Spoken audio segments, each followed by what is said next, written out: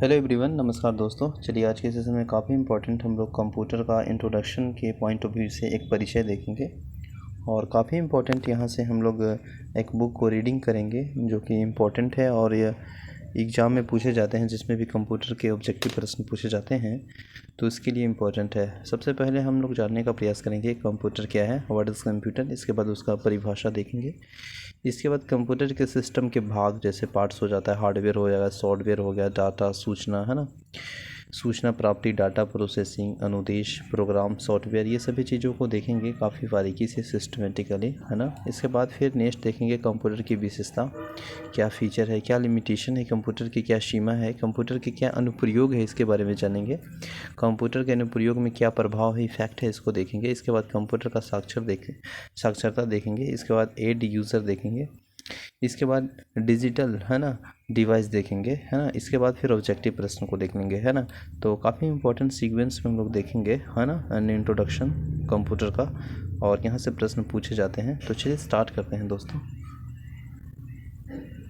देखिए, अगर हम लोग बात करेंगे इंट्रोडक्शन टू कंप्यूटर, तो सबसे पहले आप सभी जानते हैं कि व्हाट इज़ कंप्यूटर, कंप्यूटर क्या है। तो काफ़ी सिंपल सी बात है कि हम सभी जानते हैं कि कंप्यूटर एक स्वचालित है ना इलेक्ट्रॉनिक मशीन है। इलेक्ट्रॉनिक मशीन है जो डाटा तथा निर्देश को इनपुट के रूप में ग्रहण करता है ना, ग्रहण करता है इन द सेंस कि कोई भी डाटा हो, कोई भी निर्देश हो, तो मान लीजिए कंप्यूटर है तो इसको इनपुट करता है, ग्रहण करता है। इसके बाद निर्देशों के अनुरूप उनका विश्लेषण करता है, यहाँ पे ला के एनालिसिस करता है, विश्लेषण करता है तथा आवश्यक नियमों के निर्देश निश्चित प्रारूप में आउटपुट के रूप में निर्गत करता है। और यही चीज़ को यहाँ एनालिसिस करके विश्लेषण करके यहाँ पे आउटपुट के रूप में, इनपुट लेकर आउटपुट के रूप में डाटा हो, निर्देश हो, सॉफ्टवेयर हो तथा परिणामों को स्टोर भी करता है।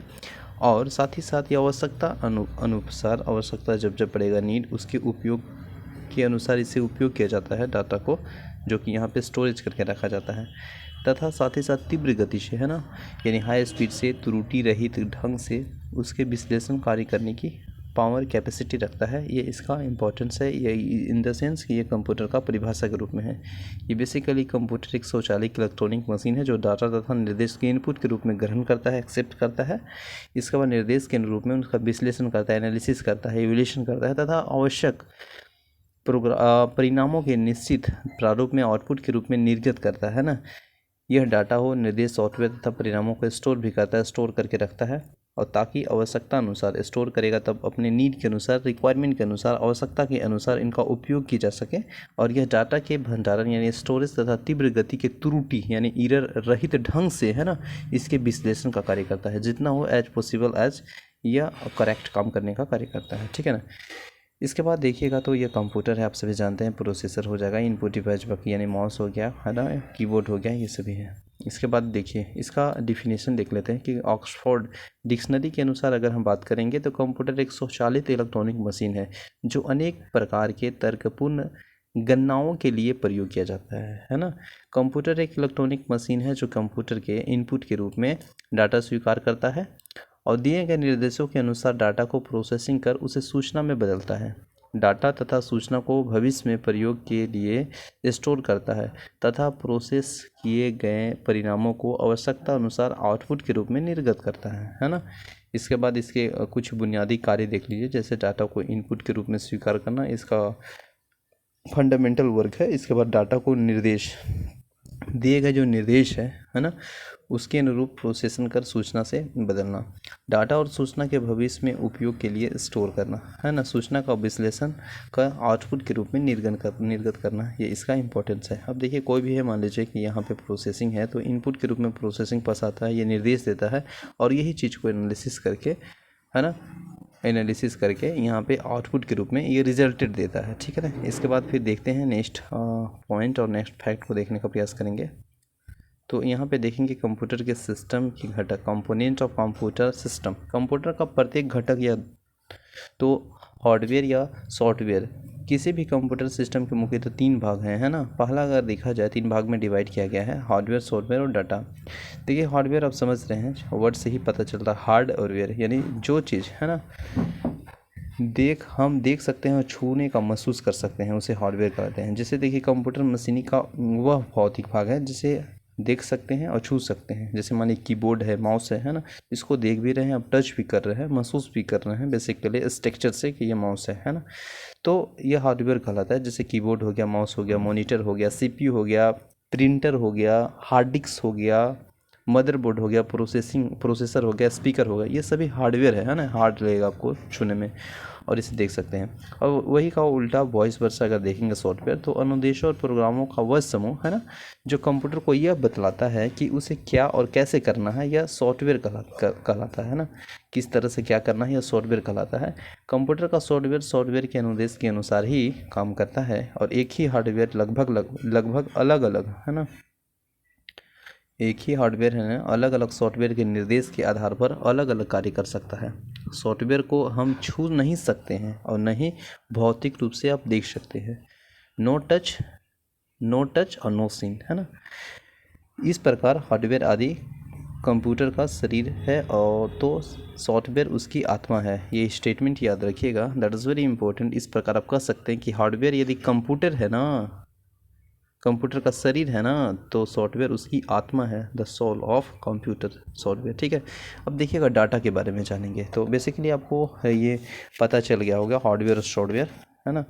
इसके बाद डाटा के बारे में देखने का प्रयास करेंगे कि डाटा का क्या इंपॉर्टेंस है। देखिए, अगर हम डाटा की बात करेंगे तो डाटा कच्चे तथ्य यानी रॉ फैक्ट की सूचनाओं का अव्यवस्थित संकलन है, जिससे कोई सार्थक निष्कर्ष नहीं निकला जा सकता है। ठीक है ना। डाटा का दो प्रकार में विभाजित किया जाता है। पहला देखिएगा तो संख्यात्मक डाटा यानी numerical data, basically numerical data जो कि आपको देखने को मिलेगा अंकों के रूप में, जैसे 0 1 2 3 4 5 ने तक है ना। ये अंकों का प्रयोग किया जाता है और इस तरह के डाटा पर हम अंकगणितीय क्रियाओं कर सकते हैं, जैसे विद्यार्थियों का प्राप्तांक है ना, कर्मचारियों का वेतन। जैसे मान लीजिए कोई कर्मचारी का वेतन कितना होगा, उसको एज ए न्यूमेरिकल डाटा के रूप में राइट डाउन करते हैं, या विद्यार्थियों को प्राप्तांक से राइट डाउन करते हैं न्यूमेरिकल के डाटा के रूप में। अब चिन्हात्मक डाटा क्या है, अल्फा न्यूमेरिकल डाटा, तो इसमें अक्षरों, अंकों तथा चिन्हों का प्रयोग किया जाता है। बेसिकली इसमें अंकों हो गया, अक्षर हो गया और चिन्हों का प्रयोग किया जाता है, और इसमें अंकगणितीय क्रिया नहीं की जाती है। न्यूमेरिकल डाटा के रूप में अभी हम लोग देखे थे कि उसमें अंकगणितीय का प्रयोग किया जाता था, लेकिन चिन्हात्मक डाटा में दोस्तों इसमें अंकगणितीय क्रिया नहीं की जाती है, पर इनका तुलना किया जा सकता है। जैसे कर्मचारियों के पता, अगर किसी का एड्रेस का पता करना है तो चिन्ह होगा या कुछ वहाँ पे अक्षर होगा, इस तरह से होगा जिससे आप उसे जान पाए, इंडिकेट कर पाए। ठीक है ना। इसके बाद अगर बात करेंगे सूचना दैट इज़ इंफॉर्मेशन है ना, तो डाटा का उपयोग के आधार पर किए गए विश्लेषण और संकलन के बाद प्राप्त जो होता है तथ्य यानी फैक्ट, उसे सूचना कहते हैं। बेसिकली बहुत इंपॉर्टेंट है इंफॉर्मेशन, कि डाटा का उपयोग के आधार पे, उसी के बेस पे है ना, किए गए एनालिसिस, किए गए ओवल्यूशन, किए गए विश्लेषण के प्राप्त जो तथ्य होते हैं, फैक्ट होते हैं, उसे सूचना कहते हैं। इस प्रकार डाटा अव्यवस्थित तथ्य है, जबकि सूचना व्यवस्थित डाटा है जो कि प्रयोग करने वाले के लिए उपयोगी होता है ना। इसके बाद देखेंगे इंफॉर्मेशन रिट्रीवल यानी सूचना प्राप्ति। इसके बाद क्या है कि आवश्यकता अनुसार सूचना को पुनः प्राप्त करने की विधि सूचना प्राप्ति कहलाता है ना। इसके बाद देखते हैं इम्पॉर्टेंट फैक्ट को।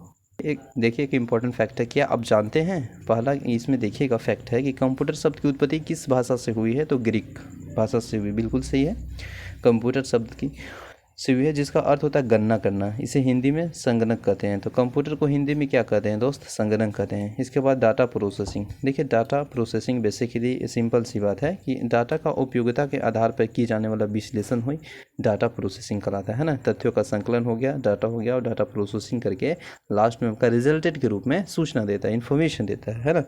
इसके बाद अगर हम बात करेंगे नेक्स्ट, तो देखिए आपको देखने को मिलेगा electronic data processing. Electronic data processing basically ये है कि इलेक्ट्रॉनिक विधि से है ना, इलेक्ट्रॉनिक सिस्टम से, इलेक्ट्रॉनिक विधि से, टेक्निक से, मेथड से डाटा का विश्लेषण इलेक्ट्रॉनिक डाटा प्रोसेसिंग कहलाता है। सिंपल सी बात है। इसके बाद अनुदेश यानी इंस्ट्रक्शन। देखिए आपको इंस्ट्रक्शन दिया जाता है किसी डिपार्टमेंट में, किसी वर्क में, किसी सिस्टम में, तो कंप्यूटर का कार्य करने के लिए दिए गए आदेशों को अनुदेश कहा जाता है ना। तो ये याद रखिएगा, काफ़ी सिंपल इसका परिभाषा है। इसके बाद प्रोग्राम, तो प्रोग्राम बेसिकली कंप्यूटर को दी जाने वाली अनुदेशों के समूह को प्रोग्राम कहते हैं। तो कंप्यूटर में जो दी जाने वाली अनुदेश है ना, इंस्ट्रक्शन है ना, उसी का ग्रुप होता है जिसे हम लोग प्रोग्राम कहते हैं, ठीक है ना।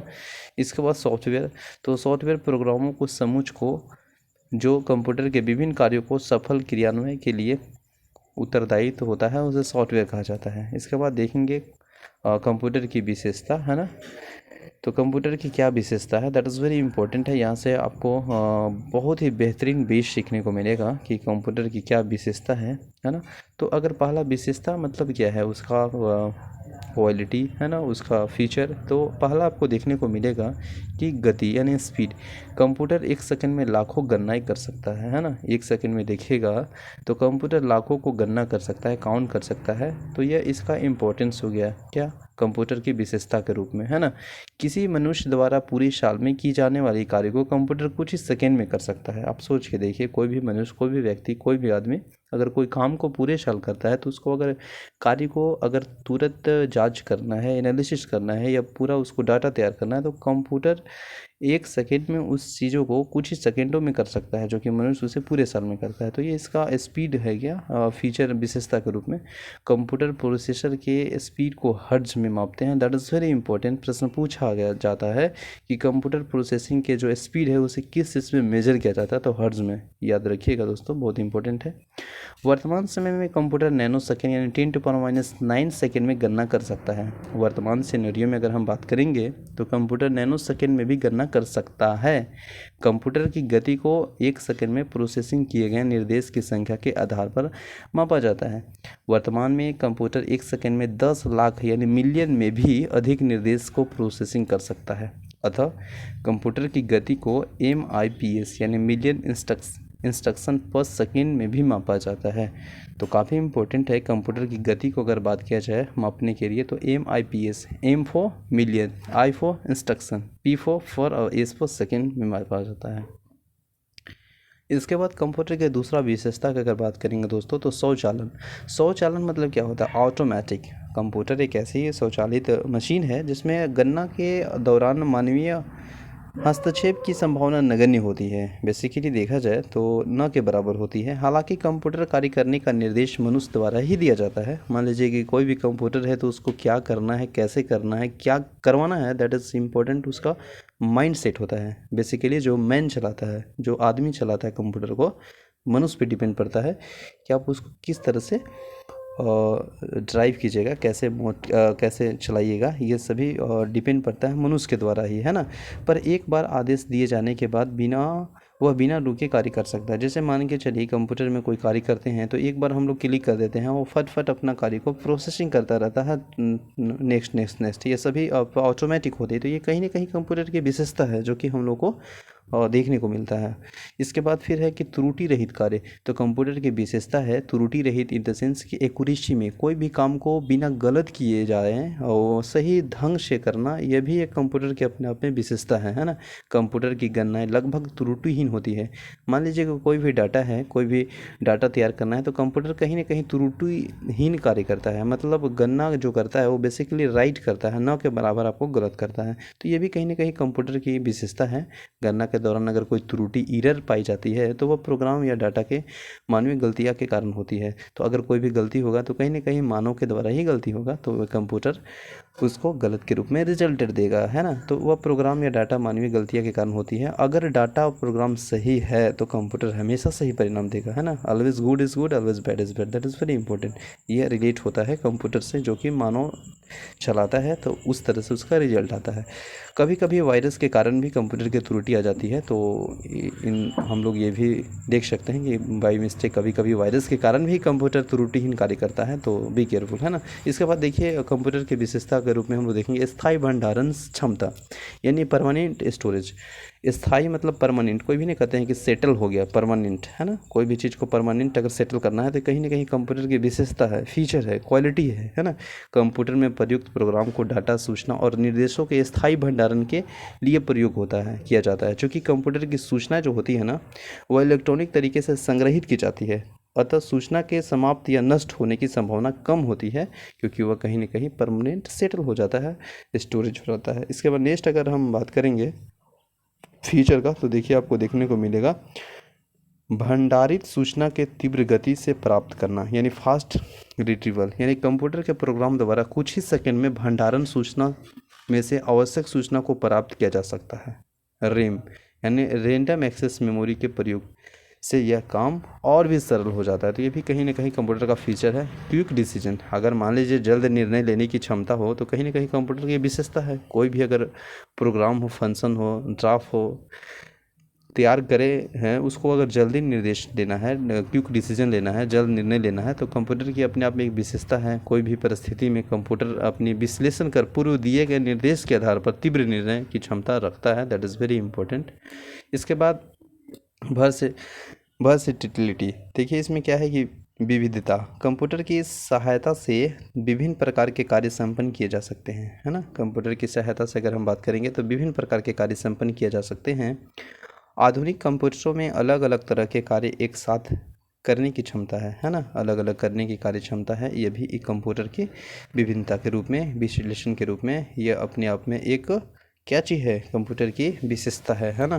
पुनरावृत्ति, रिपीटिशन, कंप्यूटर आदेश देकर कई तरह के कार्य बार बार समान विश्वसनीयता की तीव्रता से किए जाते हैं। स्फूर्ति, एजिलिटी, कंप्यूटर एक मशीन होने के कारण मानवीय दोषों से रहित है। इसे थकान तथा बोरियत महसूस नहीं होता है और हर बार समान क्षमता से कार्य करता है ना। गोपनीयता, सिक्रेसी, पासवर्ड आप जानते होंगे कि प्रयोग द्वारा कंप्यूटर के कार्य में गोपनीय बनाया जाता है ना, जो कि एक प्रकार का विशेषता है। और ये पासवर्ड के प्रयोग में कंप्यूटर में रखे गए डाटा हो गया, कार्यक्रमों का केवल पासवर्ड जानने वाला व्यक्ति ही देख सकता है। मान लीजिए आप पासवर्ड जान रहे हैं तो आप ही उसको ओपन कर सकते हैं, है ना, आप ही उसको क्लोज कर सकते हैं। तो ये कहीं ना कहीं सिक्रेसी हो गया। तो यह भी कंप्यूटर की अपने आप विशेषता है। नेक्स्ट पॉइंट देखेंगे तो कार्य का एक रूपता है, यूनिफॉर्मिटी ऑफ वर्क, है ना। तो बार बार तथा लगातार एक ही कार्य करने के बावजूद, है ना, कंप्यूटर के कार्य की गुणवत्ता पर कार्य प्रभाव नहीं पड़ता है।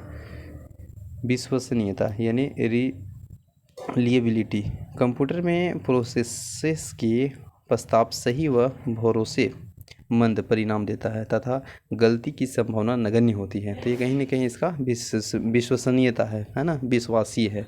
तो ये कहीं ना कहीं कंप्यूटर की क्या चीज़ है, विशेषता है। कागज़ के प्रयोग में कम, ये भी अपने आप में विशेषता रहता है। मान लीजिए कि अगर कागज़ के प्रयोग बार बार हम लोग हार्ड कॉपी के रूप में प्रयोग करते हैं निकाल के, और कहीं ना कहीं कोई ऐसा चीज़ है डिजिटली रूप में जो कि कागज़ का बचत भी करता है, कंप्यूटर में ही पढ़ लेते हैं PDF के फॉर्म में, तो ये भी अपने आप में पेपरलेस वर्क हो गया कि कंप्यूटर में सही प्रयोग से कागज़ की खपत में कमी की जा सकती है, जिससे पर्यावरण संरक्षण की भी मदद मिलती है ना। तो ये भी इम्पोर्टेंट है और ये भी फीचर है, और ये अपने आप में कंप्यूटर की विशेषता है कि कागज़ का भी बचत है और साथ ही साथ पर्यावरण संरक्षण भी है। क्या आप जानते हैं कि कंप्यूटर का प्रथम प्रयोग 16 अगस्त 1986 को बेंगलुरु के प्रधान डाकघर में किया गया, जबकि भारत में प्रथम पूर्ण कंप्यूटरीकृत डाकघर कहाँ पे है, नई दिल्ली में। ये दोनों काफ़ी इंपॉर्टेंट प्रश्न है दोस्त, कि कंप्यूटर का अगर बात करेंगे प्रथम प्रयोग तो 16 अगस्त, है ना, 15 अगस्त के बाद क्या आता है, 16 अगस्त 1986 को बेंगलुरु में प्रधान डाकघर में इसका प्रयोग किया गया था। जबकि भारत में प्रथम पूर्ण कंप्यूटरीकृत डाकघर अगर देखा जाए पोस्ट ऑफिस, तो कहाँ पे है, नई दिल्ली में, है ना, नई दिल्ली में है। इसके बाद नेक्स्ट फैक्ट देखते हैं। नेक्स्ट फैक्ट है कंप्यूटर की सीमाएं, लिमिटेशन भी कुछ है कंप्यूटर के साथ, जैसे नो माइंड यानी बुद्धिहीन। कंप्यूटर में स्वयं की सोचने और निर्णय लेने की क्षमता नहीं होती है, यह केवल दिए गए निर्देश के अंदर ही कार्य करता है। देखिए मेरा ये कहना है कि कंप्यूटर को स्वयं की सोचने का निर्णय लेने की क्षमता बिल्कुल नहीं है, क्योंकि कंप्यूटर मनुष्य ने ही कंप्यूटर को बनाया है। तो मनुष्य जिस तरह से उसको निर्देश देगा उस तरह से वह वर्क करेगा, है ना। तो यह इसका लिमिटेशन है। खर्चीला के बाद एक्सपेंसिव अगर हम बात करेंगे तो कंप्यूटर के हार्डवेयर तथा सॉफ्टवेयर काफ़ी महंगे होते हैं ना, तथा इन्हें समय समय पर आवश्यकता अनुसार परिवर्तन भी करना पड़ता है। तो इसका कुछ लिमिटेशन है, कुछ सीमा है ना, इसका खर्चीला होने का। इसके बाद वायरस का खतरा, है ना, कंप्यूटर में वायरस का खतरा बना रहता है जो सूचना और निर्देशों को दूषित या समाप्त कर सकता है। यह वायरस कंप्यूटर की भंडारण क्षमता को भी प्रभावित करते हैं। हालांकि एंटीवायरस सॉफ्टवेयर जो है का प्रयोग कर इससे बचा जा सकता है। विद्युत पर निर्भरता, है ना, डिपेंड ऑन इलेक्ट्रिसिटी। कंप्यूटर अपने कार्य के लिए विद्युत पर निर्भर करता है ना, तथा इसके अभाव में कोई भी कार्य संपन्न कर पाने में मतलब सक्षम नहीं है। बिल्कुल सही बात है, अगर कंप्यूटर को कार्य करना है तो वो इलेक्ट्रिसिटी पे ही डिपेंड रहेगा, है ना। तो इलेक्ट्रिसिटी रहने के बावजूद ही काम होगा, अदरवाइज यह कार्य संपन्न करने में सक्षम नहीं हो पाएगा विदाउट इलेक्ट्रिसिटी, है ना। तो ये इसका लिमिटेशन है कंप्यूटर का। इसके बाद कंप्यूटर का अनुप्रयोग, एप्लीकेशन ऑफ कंप्यूटर की अगर हम बात करेंगे दोस्त, तो आप सभी जानते हैं कि कंप्यूटर का प्रयोग विभिन्न क्षेत्रों में किया जा रहा है। वर्तमान सिनेरियो में देखने को आपको मिलता है, शायद ही कोई ऐसा क्षेत्र ना हो जहाँ कंप्यूटर का प्रयोग नहीं किया जा रहा है। बाकी बहुत जगह पर किया जा रहा है, लगभग सभी जगह पे। जैसे अगर पहला हम बात करेंगे तो डाटा प्रोसेसिंग, कंप्यूटर का विश्लेषण विभिन्न अनुप्रयोग में किया जा रहा है। जैसे डाटा प्रोसेसिंग में बड़े और विशाल सांख्यिकी, जहाँ स्टैटिक्स डाटा का सूचना तैयार करना हो, कंप्यूटर का प्रयोग किया जाता है। जनगणना हो, है ना, विश्लेषण, परीक्षाओं का परिणाम आदि का तैयार करना हो, यहाँ पे भी डाटा प्रोसेसिंग के रूप में कंप्यूटर का प्रयोग किया जा रहा है। तो इसका अनुप्रयोग बहुत है, कंप्यूटर एप्लीकेशन का बहुत प्रयोग है। जैसे सूचनाओं का आदान प्रदान, एक्सचेंज ऑफ इंफॉर्मेशन, जैसे भंडारण की विभिन्न पद्धतियों के विकास और कम स्थान घेरने के कारण सूचनाओं का आदान प्रदान बेहतर माध्यम साबित हो रहा है। तो इंटरनेट का विकास न तो सूचना का राजमार्ग है, यानी इंफॉर्मेशन ऑफ हाईवे बना दिया है, ठीक है ना। शिक्षा के क्षेत्र में आप देखिएगा वर्तमान सिनेरियो में तो मल्टी मीडिया, है ना, मल्टीमीडिया ने विकास और कंप्यूटर के आधारित शिक्षा ने इसे विद्यार्थियों के लिए उपयोग बना दिया गया है ना। डिजिटल लाइब्रेरी, पुस्तक की सर्वसुलभता निश्चित ये सभी कराता है, एजुकेशन में भी इम्पोर्टेंट रखता है। वैज्ञानिक अनुसंधान में, साइंटिफिक रिसर्च में भी कंप्यूटर का बहुत बड़ा एप्लीकेशन है। जैसे कि बात करेंगे विज्ञानिक के अनेक जटिल रहस्यों को सुलझाना है तो कंप्यूटर का काफ़ी रोल है, सहायता है, हेल्प है। और कंप्यूटर में परिस्थितियों का उचित आकलन भी संभव हो पाता है। तो ये कहीं ना कहीं साइंटिफिक फैक्ट से भी इम्पोर्टेंट है। इसके बाद रेलवे स्टेशन हो गया, वायु आरक्षण, ये सभी हाईवे में हो गया, रिजर्वेशन में हो गया, है ना। तो कंप्यूटर की सहायता से किसी भी स्थान में अन्य स्थानों को, रेलवे हो गया, वायुयान की टिकट काटना हो, टिकट बुक करना हो, है ना, ये सभी इम्पोर्टेंट है। और इससे क्या होता है कि इसमें गलती की संभावना भी नगण्य होती है। अगर मान लीजिए आप ऑनलाइन पेमेंट कर रहे हैं, ऑनलाइन टिकट बुक कर रहे हैं, तो कहीं ना कहीं कंप्यूटर का रोल है ना, एप्लीकेशन है कंप्यूटर का। इसके बाद नेक्स्ट अगर बात करेंगे तो बैंक के सिस्टम में आप जान ही रहे होंगे, कंप्यूटर का बहुत बड़ा बैंकिंग क्षेत्र में भी इसका क्रांति ला दिया है कंप्यूटर का बैंकिंग के क्षेत्र में। एटीएम का फुल फॉर्म बार बार पूछा जाता है, ऑटोमेटिक टेलर मशीन। इसके बाद अगर नेक्स्ट फैक्ट की अगर हम बात करेंगे तो काफ़ी इम्पोर्टेंट है कि तथा ऑनलाइन बैंकिंग में भी कंप्यूटर का काफ़ी बड़ा रोल है। और यह चेक भुगतान में हो गया, इलेक्ट्रॉनिक क्लियरिंग सर्विस में हो गया, रुपया गिनना हो गया, पासबुक एंट्री हो गया, अपडेट करना हो गया, सभी बहुत सारा इंपॉर्टेंट है एप्लीकेशन है कंप्यूटर का। देखिए रोचक तथ्य यह है कि हर क्षेत्र में कंप्यूटर का वृहद अनुप्रयोग के कारण आधुनिक युग का कंप्यूटर युग यानी कंप्यूटर एज की संज्ञा दी जाती है। तथा कंप्यूटर के आधारित सूचना तकनीकी को इंफॉर्मेशन टेक्नोलॉजी कहा जाता है ना। तो कहीं कहीं देखिएगा तो आईटी यानी इंफॉर्मेशन टेक्नोलॉजी क्लास होता है स्कूलों में, है ना, जो कि प्राइवेट स्कूलों में, बड़े बड़े स्कूल में, कॉलेजों में ये सभी फैसिलिटी उपलब्ध होते हैं, और सरकारी स्कूल में भी, ठीक है ना। अब देखिए मेडिसिन के रूप में अगर हम बात करेंगे तो शरीर के अंदर रोगों को पता लगाने, उनका विश्लेषण और निदान में कंप्यूटर का वृहद उपयोग है, तो प्रयोग किया जा रहा है। जिससे आप देखिएगा तो सीटी स्कैन होता है, तो कहीं ना कहीं कंप्यूटर का रोल है। इसके बाद अल्ट्रासाउंड में भी कंप्यूटर का रोल है, एक्सरे में भी है, विभिन्न जांच कंप्यूटर के द्वारा किया जा रहा है, तो कहीं ना कहीं कंप्यूटर एप्लीकेशन का ही रोल है दोस्त। इसके बाद डिफेंस के क्षेत्र में देखिएगा तो रक्षा अनुसंधान, डीआरडीओ हो गया, वायुयान निरीक्षण हो गया, मिसाइल हो गया, रडार हो गया, कंप्यूटर का काफ़ी प्रयोग किया जा रहा है। इसके बाद फिर स्पेस टेक्नोलॉजी हो गया, है ना, कंप्यूटर के तीव्र गणना क्षमता के कारण तीव्र ग्रह, उपग्रह, अंतरिक्ष की घटनाओं को सूक्ष्म अध्ययन किया जा सकता है।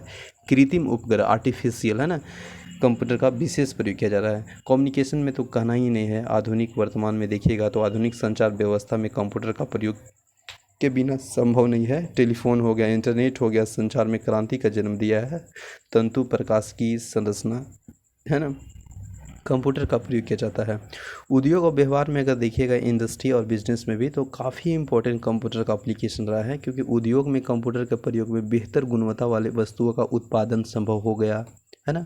व्यापार में कार्यों का, स्टाफ का लेखा जोखा रखना कंप्यूटर का सहयोगी सिद्ध हुआ। तो ये सभी इंपॉर्टेंस है। मनोरंजन के क्षेत्र में भी जैसे सिनेमा हो गया, टेलीविज़न हो गया, कार्यक्रम हो गया, वीडियो गेम अभी फेमस है, बहुत सारे लोगों अभी स्टूडेंट भी गेम खेलते हैं, कंप्यूटर का उपयोग करते हैं, प्रभावी मनोरंजन प्रस्तुत किए जाते हैं। मल्टीमीडिया के प्रयोग में कंप्यूटर का मनोरंजन का उत्तम साधन हो गया, जो कि अपना इंटरटेनमेंट करते हैं टाइम टू टाइम, है ना। इसके बाद पब्लिशिंग में भी कंप्यूटर का रोल है। जैसे मान लीजिए प्रकाशन और छपाई करना है तो कंप्यूटर का प्रयोग से ही इसे सुविधाजनक तथा आकर्षण बनाया जाता है ना। रेखा चित्रों के द्वारा, ग्राफ के द्वारा, ड्रॉ ग्राफ के द्वारा, फिगर के द्वारा सुविधाजनक हो गया, है ना। इसके बाद एडमिनिस्ट्रेटिव में भी कंप्यूटर का काफ़ी बड़ा प्रदर्शन रहा है। शासन प्रशासन में देखिएगा, प्रशासन में पारदर्शिता लाने के लिए, सरकारों के कार्यों को जनता तक पहुंचाने के लिए, धरातल स्तर पर उतारने के लिए, विभिन्न प्रशासनिक तंत्रों में बेहतर तालमेल के लिए ई प्रशासन यानी ई गवर्नेंस का उपयोग कंप्यूटर की सहायता से किया जाना संभव हो पाया। तो दैट इज़ वेरी इंपॉर्टेंट। आप समझ सकते हैं। क्या आप जानते हैं 2 दिसंबर प्रतिवर्ष विश्व कंप्यूटर साक्षरता दिवस मनाया जाता है? तो ये भी इम्पोर्टेंट है, आप जानते हैं बिल्कुल। डिजिटल पुस्तकालय में देखिएगा, डिजिटल लाइब्रेरी में तो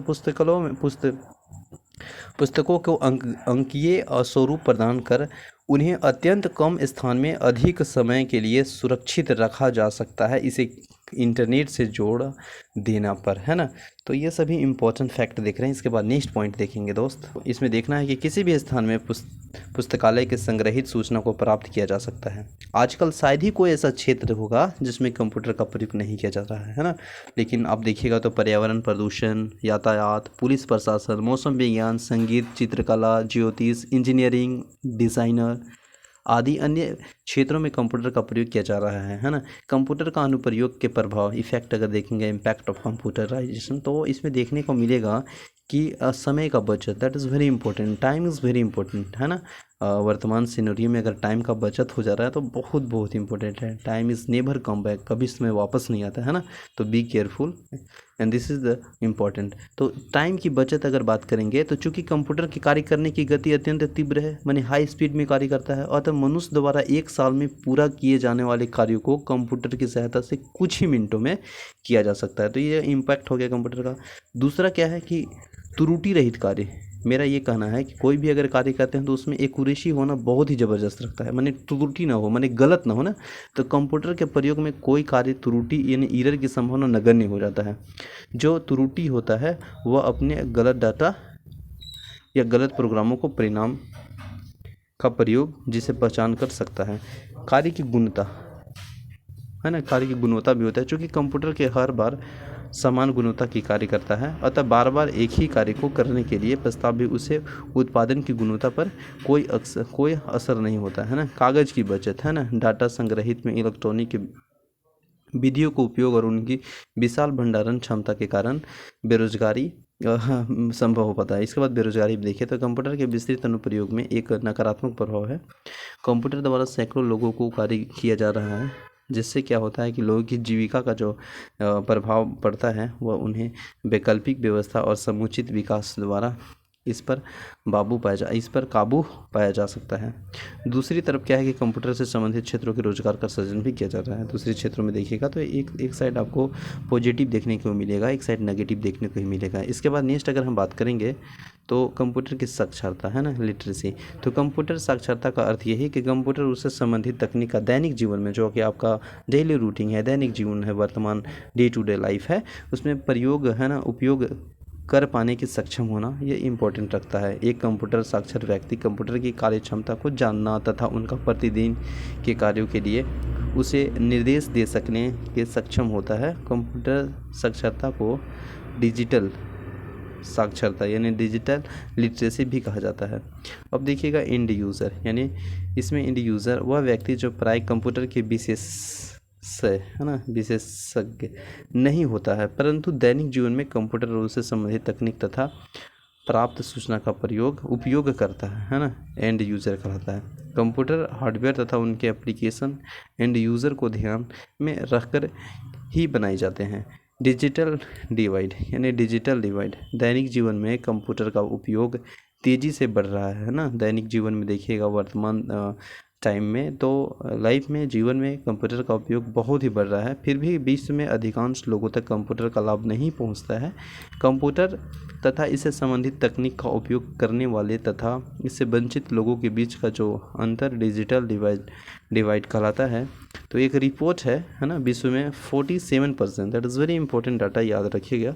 ये 47% लोग इंटरनेट सेवा का उपयोग करते हैं, जबकि भारत में केवल 30% यानी 30% लोग तक इंटरनेट पहुंचती है। हालांकि इंटरनेट सेवा उपयोग करने वाले संख्या के हिसाब से भारत चीन के बाद दूसरा स्थान है। यानी पहला में आपको देखने को मिलेगा कौन, बताइए? पहला में आपको देखने को मिलेगा चीन, दूसरा में भारत, तीसरा में यूनाइटेड स्टेट, है ना। इसके बाद चौथा में ब्राज़ील है, पांचवा में जापान है, छठा में रूसिया है, सातवां में इटली है, आठवां में मैक्सिको, 10वां में जर्मनी है ना। तो ये इंपॉर्टेंट डाटा है, याद रखिएगा। इसके बाद भारत का याद रखिएगा, भारत दूसरा स्थान पे है और भारत के पहला कौन है, चीन में, ठीक है, पहला स्थान पे।